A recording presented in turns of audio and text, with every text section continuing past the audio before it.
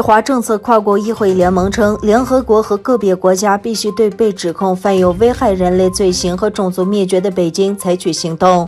受害者被电击折磨和强制绝育。对华政策跨国议会联盟呼吁国际社会对东突厥散维吾尔族妇女遭性侵和酷刑作出协调回应。该跨国组织由来自多国共200多名国会议员组成。据2月2日英国广播公司报道，东突厥散穆斯林妇女被镇压。根据 BBC 的报道，引述受害者和狱警的证词，维吾尔族妇女在东突厥散当局设立的集中营遭到有组织的酷刑和强暴。中国警卫人员经常集体虐待他们，包括电击和强制绝育。他们要求建立一个联合国调查委员会，以调查中国被指控犯有危害人类罪行以及种族灭绝罪行。同时，对华政策跨国议会联盟成员呼吁各国根据联合国种族灭绝罪公约对北京采取主动行动。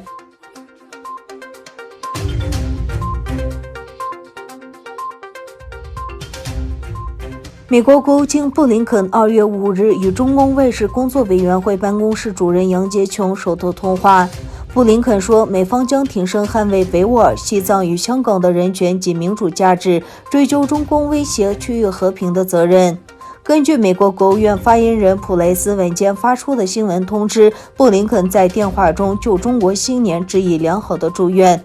普雷斯表示，布林肯也向杨洁琼重申，美国将与盟友合作伙伴捍卫彼此共同价值与利益，为中国威胁包含台湾海峡两岸在内的印太地区稳定，以及损害以规则为基础的国际体系等作为，对其进行追责。他强调，美国会持续捍卫包含在东突厥散、西藏与香港等地的人权与民主价值，也会敦促中国加入国际社会行列，共同谴责缅甸军事政变。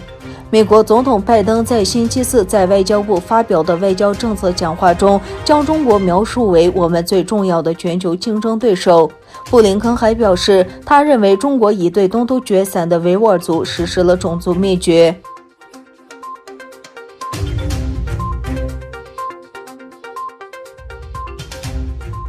华为前高管力证公司参与监控维吾尔人项目，不满意拒绝认错，又以公关手段掩盖事实。华为丹麦前高管茨维吉辞职1个多月后首次打破沉默，批评华为未能认真对待公共监控和人权问题，又拒绝承认错误，只想用公关手段掩盖事实。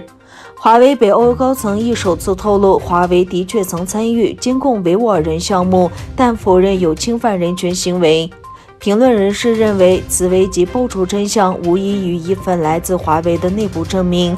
华为丹麦公司的前传讯副经理茨维吉周一接受《华盛顿邮报》访问，踢爆华为配合中国政府以智能人脸识别系统进行高压监控，并拒绝认错。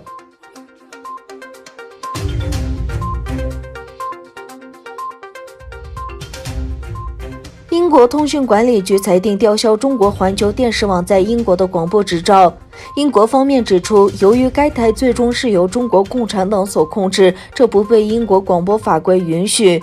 英国通讯管理局周四宣布吊销中国环球电视网在英国的广播许可。中国环球电视网此前曾遭到多次投诉，指该台播放强迫认罪画面，违反公平和准确的原则。英国监管机构因此着手对中国环球电视网展开调查。英国通讯管理局调查后发现，持有该频道执照的新华传媒公司对于中国环球电视网的输出内容并没有边际控制权，不符合英国发执照要求。该频道曾多次对维吾尔人进行抹黑宣传。